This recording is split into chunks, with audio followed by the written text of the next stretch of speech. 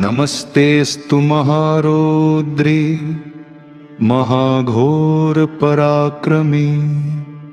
शक्तिस्वरूपे सर्वेषां सर्वाधारे गुणाश्रये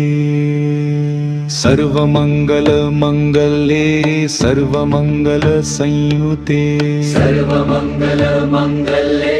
सर्वमंगलसंयुते खड्ग खप्पर त्रिशूलहस्ते महाकाली नमोस्तुते खड्ग खप्पर त्रिशूलहस्ते महाकाली नमोस्तुते सदा शंकरयुक्ते देवी महाकाली नमोस्तुते